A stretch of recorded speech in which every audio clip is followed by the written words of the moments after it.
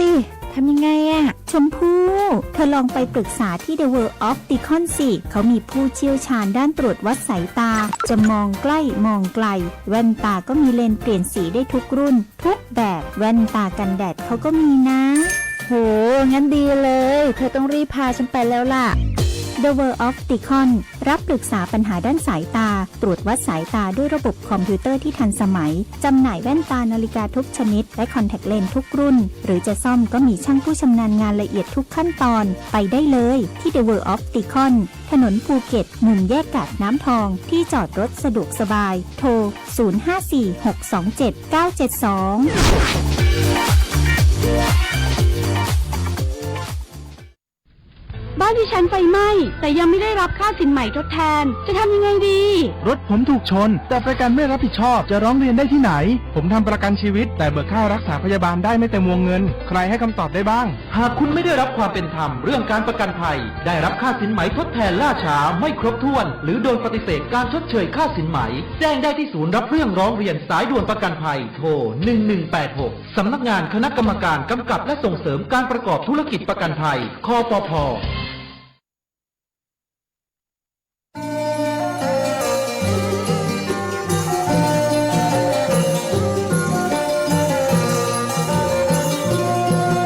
การยางแห่งประเทศไทยจังหวัดแพร่ขอเชิญชวนเกษตรกรมาปลูกยางพันธุ์ดีเพิ่มผลผลิตเป็นพันธุ์แนะนำจากสถาบันวิจัยยาง RRIT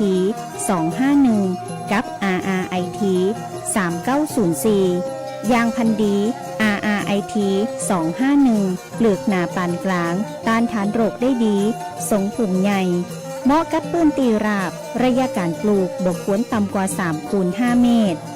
ส่วนยางพันธุ์ดี RRIT 3904 ใหญ่เร็วผลผลิตสูงต้านทานโรคเยี่ยมเหมาะที่จะปลูกในตีลาดชั้นเกษตรกรตีสนใจสามารถสอบถามเพิ่มเติมได้ตีการยางแห่งประเทศไทยจังหวัดแพร่โทร 054-069-605 มาติดต่อเลยนะเจ้า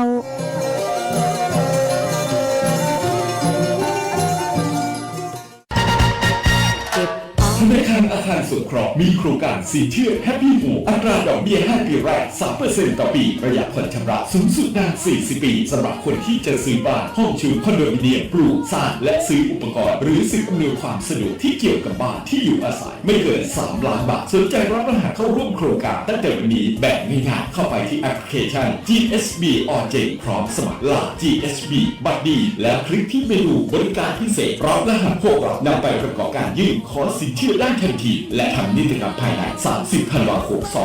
2567 หรือโทรสอบถาม 054-621-490-5 ธนาคารอาคารสงเคราะห์ทำให้คนไทยมีบ้านสักบ้านคอยเราให้เข้าไปอยู่ดูแลผู้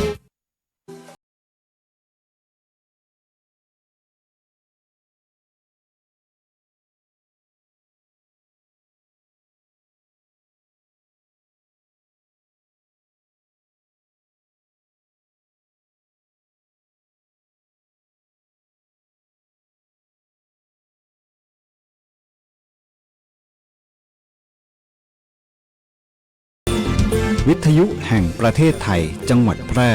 91 เมกะเฮิรตซ์ให้ความรู้คู่ความสุขที่นี่สถานีวิทยุกระจายเสียงแห่งประเทศไทยจังหวัดแพร่ส่งกระจายเสียงด้วยระบบ FM สเตอริโอมัลติเพล็กซ์ความถี่ 91 เมกะเฮิรตซ์จากนี้ไปติดตามรับฟังรายการแพร่สารฝันพลังใจโดยเครือข่ายดีเจคนพิการ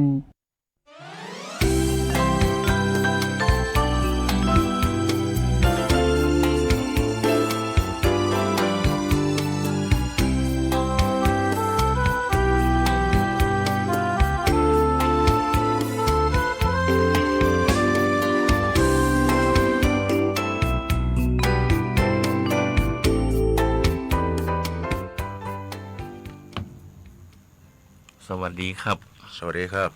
เหมือนเดิมเนาะพระกันในรายการแพร่สารฝันพลังใจโดยเครือข่ายดีเจคนพิการทุกวันหยุดเสาร์อาทิตย์นะครับเขาก็จะพระกันบางทีก็วันเสาร์กับ2 หนุ่มบางทีกับ2 สาว ครับ สับเปลี่ยนกันไป แล้วแต่ว่าอาการอะไรมันว่างเนาะก็สำหรับวันนี้ก็ตรงกับวันอาทิตย์ที่25 พฤษภาคม 2568 แรม 14 ค่ำเดือน 6 ไตรเดือน 8 เหนือครับก็วันนี้ผมก็มาพร้อมกับท่านประธานอดุลธนันชัยเนาะ ครับ ก็เพิ่นก็คงจะมีข่าวเรื่องต่างๆนานามีสาระน่ารู้เนาะ ครับ ก็ เกี่ยวกับเขาของคนพิการเนี่ยเนาะ ครับก็ เพราะว่าเป็นรายการคนพิการ เพิ่นก็จะนำมาเล่าสู่กับท่านผู้ฟังได้รับฟังกันในช่วงของอู้ข่าวเล่าสู่กันฟังเนาะ ครับ ครับ ก็พบกับรายการแพร่สารฝันพลังใจทางคืน91เมกะเฮิรตซ์เนาะสถานีวิทยุกระจายเสียงแห่งประเทศไทยจังหวัดแพร่ครับ ให้ความรู้คู่ความสุข ครับ หรือว่าสวทแพร่เนาะทุกวันเสาร์วันอาทิตย์นะเวลาดีๆแบบนี้ครับเนาะ15:10 นจนถึง 16 นโดยประมาณ1 ชั่วโมงโดยประมาณเนาะ ครับประมาณบ่าย3 โมงถึงบ่าย4 โมง ครับ โดยประมาณเนาะ ครับสำหรับวันนี้ผมเช่นเคยนะครับเนาะอดุลธนันชัยกับประธานชมรมคนพิการอำเภอหนองมงไคครับ ครับก็มาพร้อมกับผมชาลิรัตน์แนวนั้นรองประธานชมรมคนพิการของอำเภอหนองมงไคก็รวมจัดรายการของท่านประธาน ทุกเสาร์และอาทิตย์ ครับ บางเวลานะครับ บางสัปดาห์ก็เป็นวันเสาร์บางสัปดาห์เป็นวันอาทิตย์เนาะ ครับก็สับเปลี่ยนกันไปเนาะ ครับท่านผู้ฟังสามารถติดตามรับฟังรายการแพร่สารฝันพลังใจของเราได้อีก2 ช่องทางครับเนาะทาง Facebook แฟนเพจสทแปรแล้วก็วิทยุออนไลน์สทแปรชื่นชอบอยากจะฟังเพลงอย่างหรือว่าจะประชาสัมพันธ์ข่าวของหน่วยงานของท่านเนาะ ครับก็เอื่นกันมา ครับ เนาะ สามารถมาทางรายการแพทย์สารฝันพลังใจนะครับเนาะ หากว่าทางรายการจังท่านที่ส่งมา ครับ หากว่าทางเจ้าหน้าที่ของสวทหรือว่าท่านผอพิจารณากันแล้ว ครับ สามารถที่ออกอากาศได้เกาะจะนำข่าวของท่านออกอากาศครับ ครับเบอร์โทรศัพท์ครับ0545235516ครับเนาะอันนี้เป็นเบอร์ของทางสถานีครับเนาะ ครับ ก็จะมีเจ้าหน้าที่คอยรับสายเนาะ ครับส่งมานะครับเพื่อ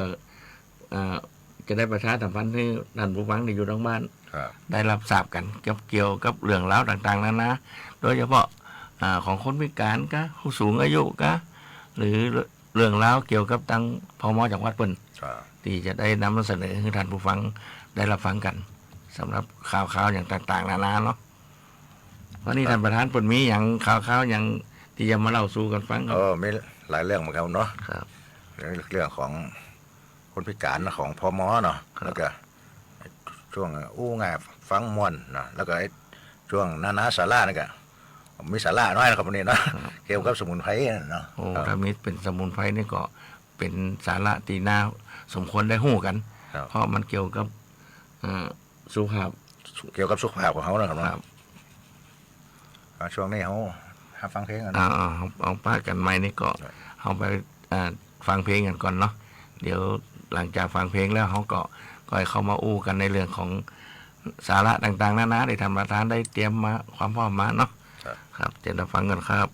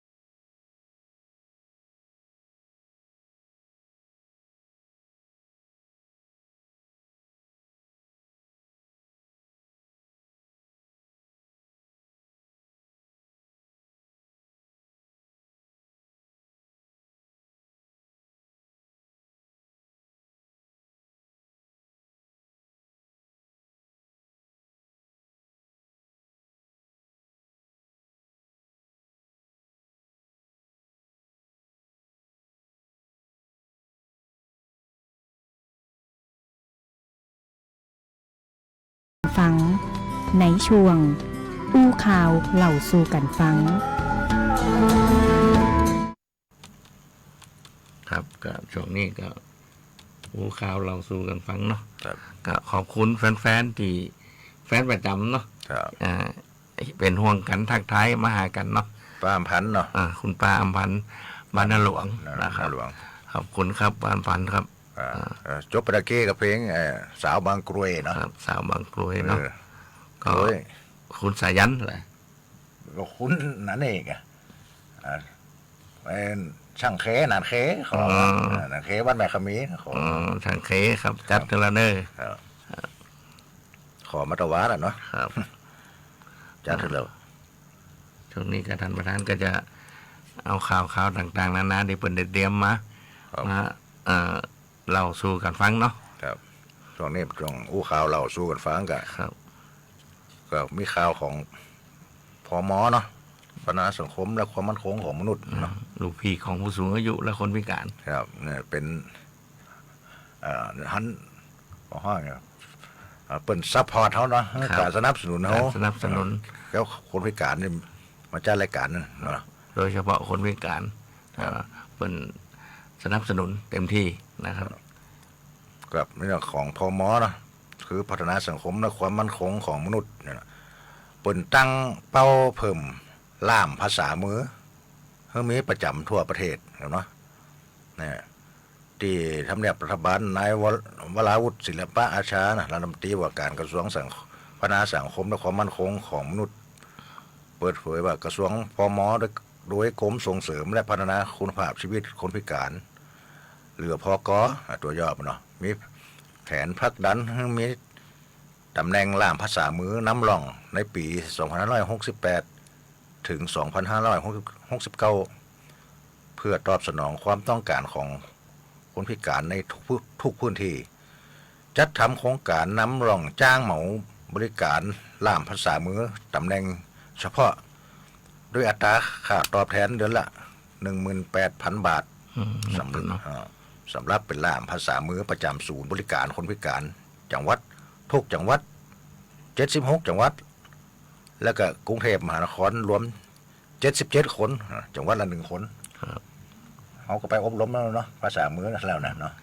ก็เป็นสิ่งดีๆที่ทั้งหน่วยงานเปิดรับผิดชอบเนาะที่จะได้มาแนะนำข้อมูลเกี่ยวกับคนพิการเนาะ ภาษามือก็มันก็ม่อนเหมือนกันนะเนาะ บางทีคือคนพิการก็ปากบ่ได้เองก็เราต้องใจภาษามือ ภาษามือ มัน ภาษามือมันมีภาษามือไทยกับภาษามือสากลคนละอย่างเนาะ จะได้กับของได้ภาษาไทยเหมือนกันเนาะ ที่แรกเขาไปอบรมภาษามือไทยเนาะปัจจุบันมันมีคนพิการทั้งการได้ยินหรือการสื่อความหมายทั่วประเทศ 432,495 คนแล้วก็พบปัญหาต่างๆในการเข้าถึงสิทธิขั้นพื้นฐานอาทิการรับการรักษาพยาบาลการทำงานการรับรู้ข่าวสารการรับความช่วยเหลือทางกฎหมายเนื่องจากขาดแคลนล่ามภาษามือจะที่ให้บริการแก่คนพิการในหน่วยงานสำคัญต่างๆอาทิสถาบันการศึกษาและก็โรงพยาบาลคณะนี้มีล่ามภาษามือ202คนที่ได้จดแจ้งกับพก.ซึ่งต้องผ่านการประเมินทักษะการเป็นล่ามภาษามือโดยคณะกรรมการที่แต่งตั้งจากสมาคมคนหูหนวกแห่งประเทศไทยและสมาคมล่ามภาษามือแห่งประเทศไทยบุจีว่าไผ่ไปสมัครเป็นได้บุได้เนาะต้องมีความเชี่ยวชาญเนาะต้องมีความเข้าใจ ปฏิบัติอบรมแผนคณะก็เกี่ยวกับภาษามือนี่ก็กว่าจะเข้าใจกันได้ก็โอ้โห 2 วันกันเนาะ ครับ แต่ก็ยังจะเข้าใจดีเต่านี่แต่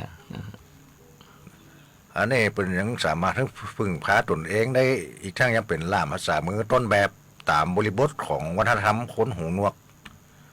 คณะในการเรียนการสอนหลักสูตรล่ามภาษามือเปิดสอนเพียง2 แห่งได้แก่สถาบันราชสุดา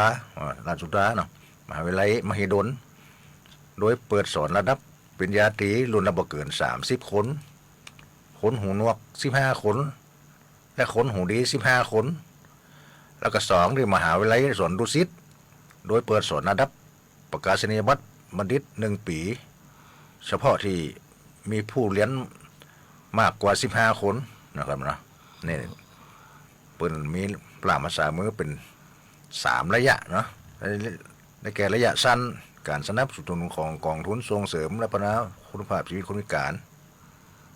2 ระยะกลางกับการส่งเสริมการจ้างเหมาบริการล่ามภาษามือ3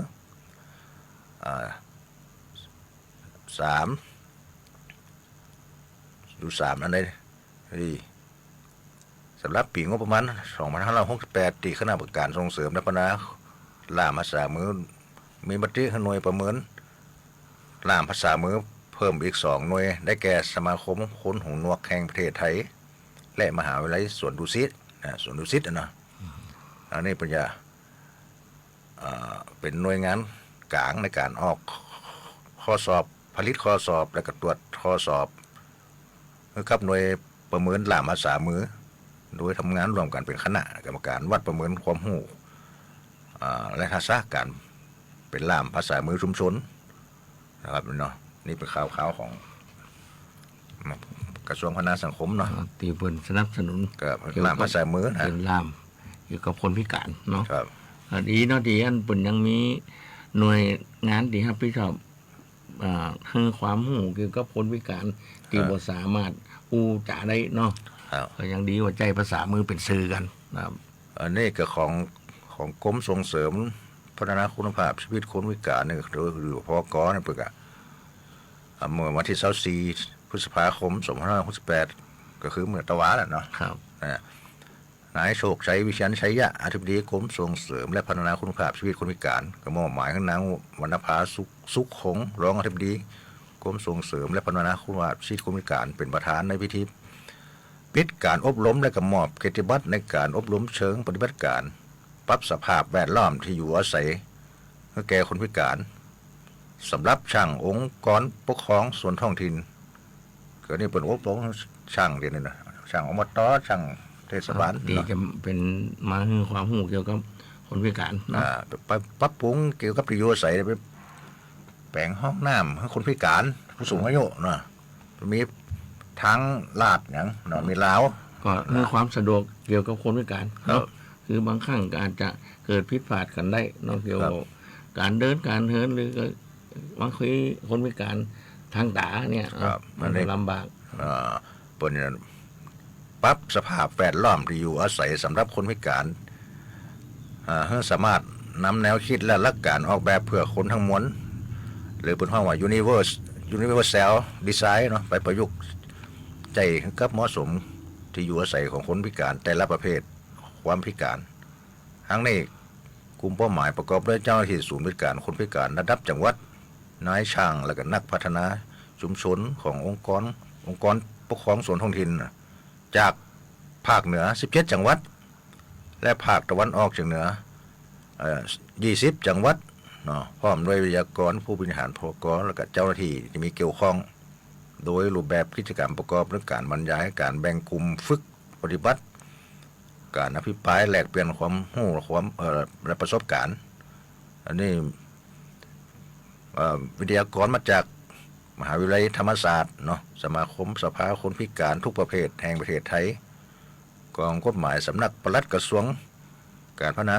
สังคมและความมั่นคงของมนุษย์แล้วก็ผู้แทนองค์กรปกครองส่วนท้องถิ่นและผู้แทนศูนย์บริการคนพิการจังหวัดให้เขารวมเป็นวิทยากรการแลกเปลี่ยนความรู้และประสบการณ์เนาะครับนี่เป็นข่าวของคนพิการเนาะของกรมส่งเสริมและพัฒนาคุณภาพชีวิตคนพิการแบบดีใจกับคนพิการเนาะที่หน่วยงานที่เปิดรับผิดชอบหรือว่าเปิดดูแลเกี่ยวกับคนพิการผู้สูงอายุอยู่เปิดก็ยังส่งเสริมในด้านการงานของคนพิการ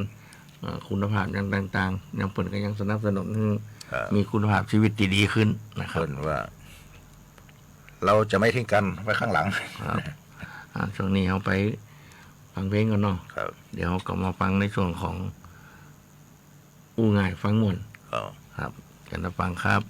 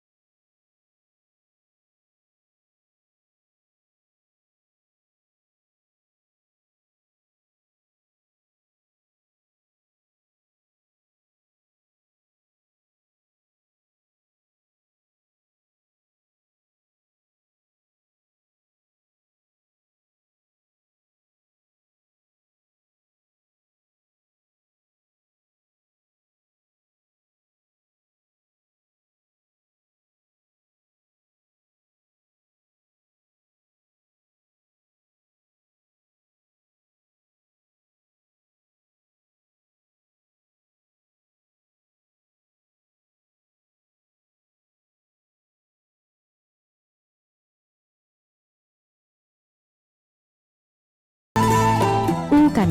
สบายๆได้ประเด็นในช่วงอู้ง่ายฝังมวล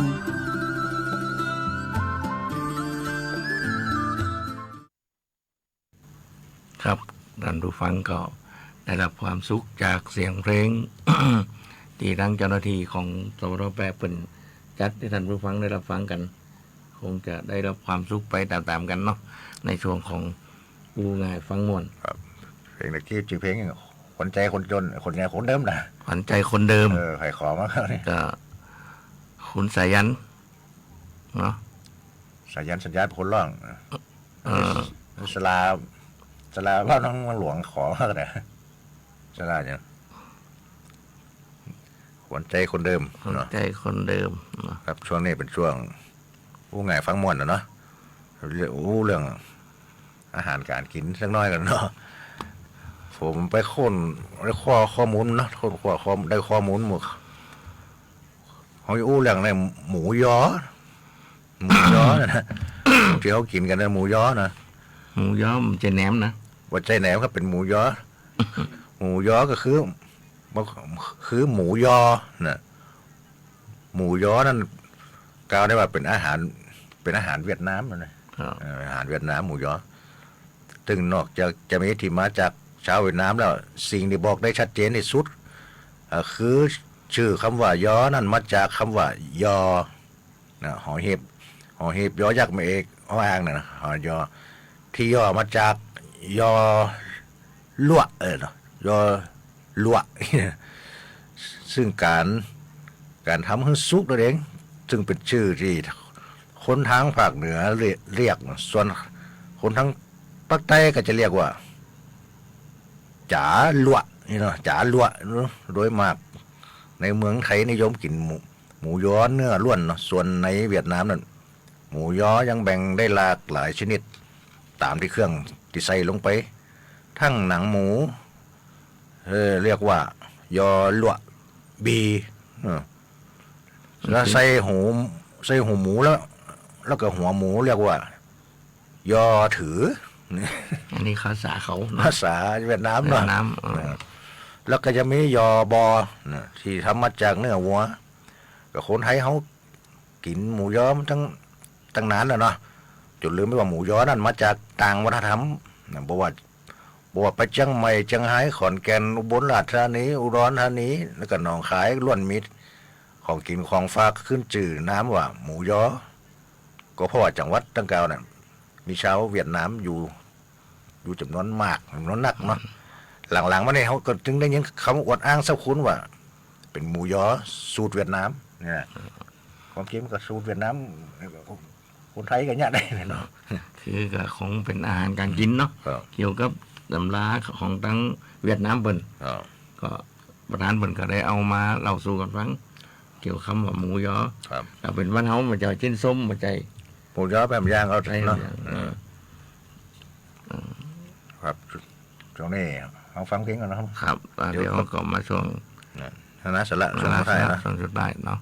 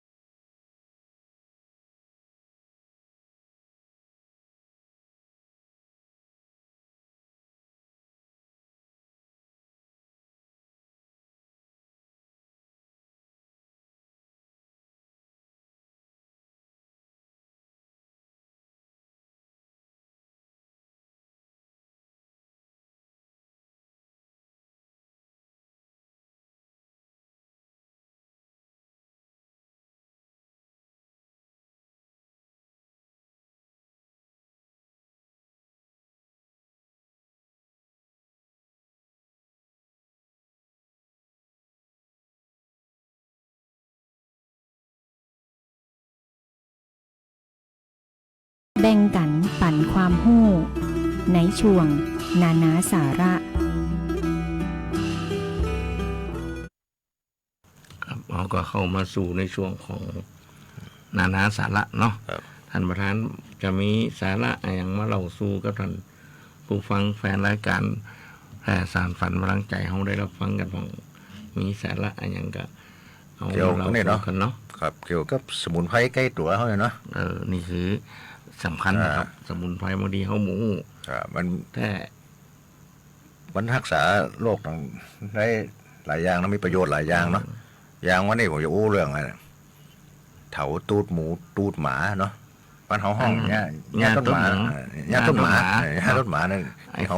เครือดำเครือแดงๆเนี่ยเนาะ ที่เขามากับหลาบกับซ่าแหละครับมันมีประโยชน์ครับเนาะ กระปุกใจนี่คุณจักกันดี ครับ เนี่ยต้นหมานะ มาอย่างบางคนก็มากเหมือนกันเนาะ ครับ หรือว่าเนี่ยต้นหมาเลยว่ากระพังโหมเนาะ นี่คือ เนี่ย ภาษาอย่างกับวังหงส์ เป็นของภาคกลางอะเนาะเป็นยาสมุนไพรหรือว่าวัชพืชไม่เลื่อยเถาที่มีกลิ่นเหม็น แต่ก็มีสรรพคุณทางยาสูงหน่อยกินแก้ตาลซางเนาะแต่เป็นตาลอะไรเป็นซางเป็นตาเป็นนี่เนาะ ละอ่อนเป็นช้างนะ ซางเนาะแก้ดีหัวเป็นยาอายุวัฒนะแก้ธาตุพิการ แก้ท้องเสีย แก้ตัวห่อนเป็นยาครับใส่เดือนในเด็กทั้งต้นล้มหลากแบบสดนะบดละเอียดหาหรือพอกยาบาดแผลที่ถูกงูกัดเป็นยาถอนพิษด้วยนะอันนี้ผมก็ลองมากิน แก้เบาหวานได้อะนี่แก้เบาหวานลดปัจจุบันนี่เนาะปัจจุบันนี่นะมันลดน้ำตาล ลดน้ำตาล ครับลดน้ำตาลในซึ่งผมลองกินว่านั่นพอเดือนที่แล้วนะผมนั่นนี่เนาะหับยาเบาหวานตลอดเนาะทุกเดือนละครั้งนะเดือนข้างก่อนไปเจาะเนี่ยเจาะเลือดมี131แล้วพอนี่ผมกินได้สักเนี่ยไปหาเนี่ยไอ้ข้อมูลนี่นะกับป้าว่า แก้เบาหวานได้เนี่ย ยาต้นหมา เอาหากเอาหรือเอาเครือมันก็ได้เนาะเอามาต้ม ครับ กินน้ำมัน เอาลดเบาหวานจาก131แล้วบกี่วันมันผมเจาะไม่กันมี113นะลงมาสักหน่อยเนี่ยลง แส มา ดงว่ายาต้นหมานี่ก็บอกมีพิษมีภัยอย่างร้ายแรงครับเขาสามารถเขายังมากับลาบกันได้เนาะ เดี๋ยวก็สการต้นสการน่าสุดแล้วเนาะ ก็เป็นยาระบายเนาะ ไปเลยครับล้มเนาะ ครับ จัดเป็นไม่เถาขนาดเล็กแล้วก็มีกินเหม็นเขียว เฉพาะแล้วก็สีมียาวสีขาวตั้งต้นบางอันนี้ก็เป็นสีม่วงก็มีเนาะสีค่ำๆดำๆเนาะ ดำ ครับ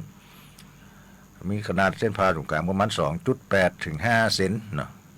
การใบกิ่งอ่อนการจ่อดอกแล้วก็มีผลมีขนสั้นๆพกคุ้มอยู่หนาแน่นขยายพันธุ์ด้วยวิธีการ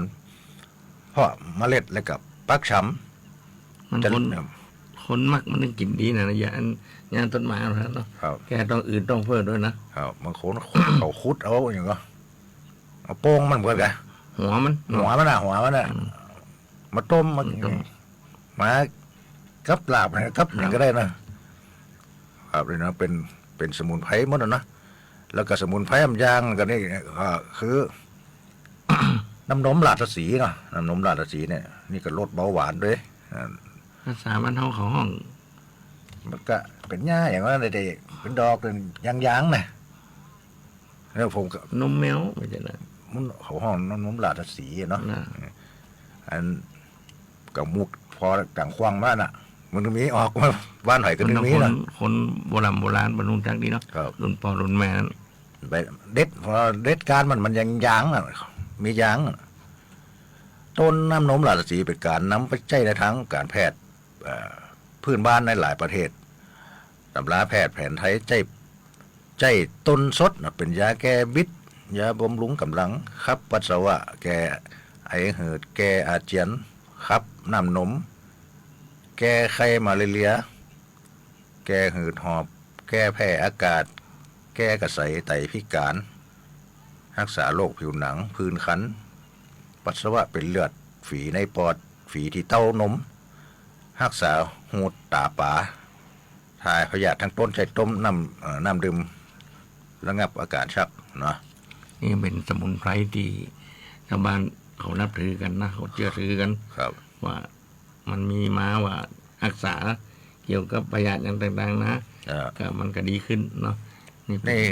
ใช่น้ำในหูบ่เท่ากันก็ใช่ได้นี่ต้มกินก็ได้เนาะเป็นสมุนของห้องใจสมุนไพรน้ำนมราชสีห์ไว้ที่เป็นน้ำในหูบ่เท่า ขอ กั ง นกัน ประเภทสมุนไพรบอกว่าพืชชนิดใดเนาะที่คนเฒ่าคนแก่เขาจะหูดี ครับ ว่ารักษาโรคนั่นโรคนี่เนาะอย่างงานรถหมานี่คนเฒ่าคนแก่เพิ่นก็ อย่างน้อยๆก็เป็นยาระบายแล้วเนาะแล้วกับหลับกับสมอเนี่ย นี่นะ นี่ย่างนะครับมะเขือพวงนะมาแข่งกูรั้วเนาะนะ มาแข่ง มาแข่งบอกห้องมาแข่งกูรั้วเนาะแล้วนี่เกี่ยวสดวันละ10 ลูกต้านมะเร็งบำรุงไตบำรุงตับต้านการเกิดแผลในกระเพาะ มันจะขมหน่อย ครับเกี่ยวทุกวันเบาหวานลดมาแข่งขมก็ได้เนาะมาแข่งกูรั้วนี่ก็ได้นะ ๆถ้าไปกินได้เนาะ ครับคดเก็บกินสดๆแล้วนั่นนะมันจะเบาหวานไง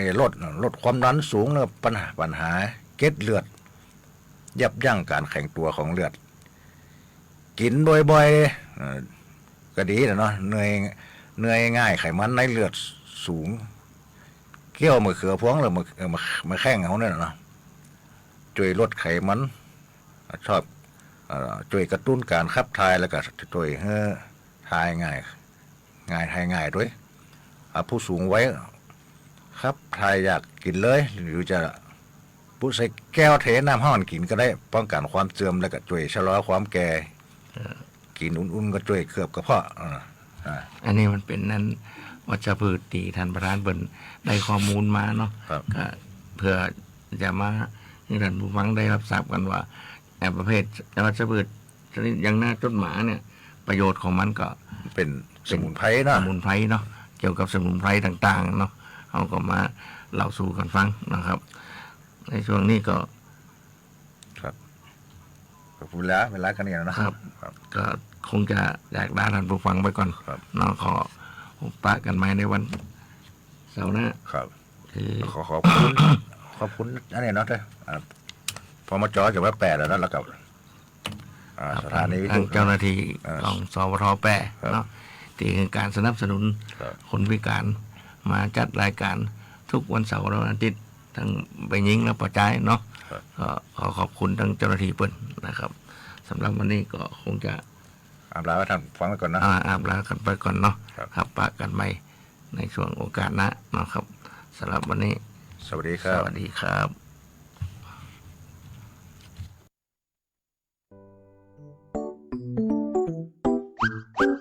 เด็กไทยรักษาวินัยจราจรเคารพกฎหมายเป็นเรื่องสำคัญ มาช่วยปลูกฝังส่งเสริมความปลอดภัยในเด็กและเยาวชน ร่วมสร้างพฤติกรรมที่ตระหนักถึงความปลอดภัยทางถนน สวมหมวกนิรภัยข้ามถนนบริเวณทางข้าม รู้จักป้ายจราจร มีน้ำใจในการใช้รถใช้ถนน แบ่งปันให้ทางกัน หยุดซิ่ง หยุดบิด หยุดให้คนข้ามถนน หยุดทำผิดกฎจราจร เพื่อลดอุบัติเหตุทางถนนที่อาจจะเกิดขึ้น พฤติกรรมความปลอดภัยเหล่านี้ จะติดตัวไปเป็นผู้ใหญ่ที่รับผิดชอบต่อสังคม ในวันข้างหน้า วินัยจราจรเริ่มได้ที่ตัวเรา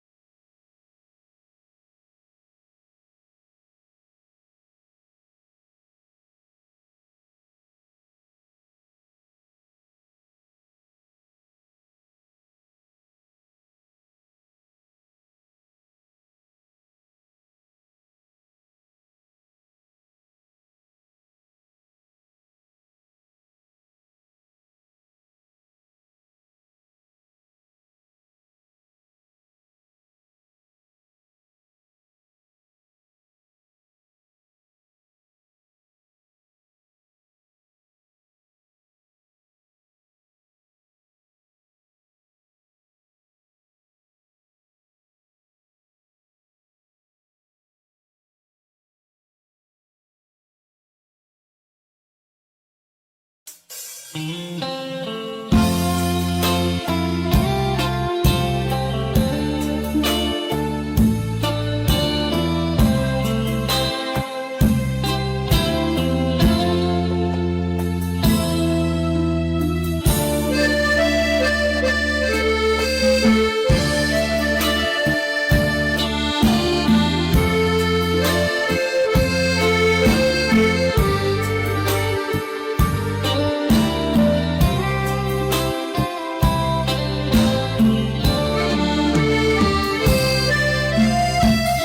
วามรู้มีเพียงแค่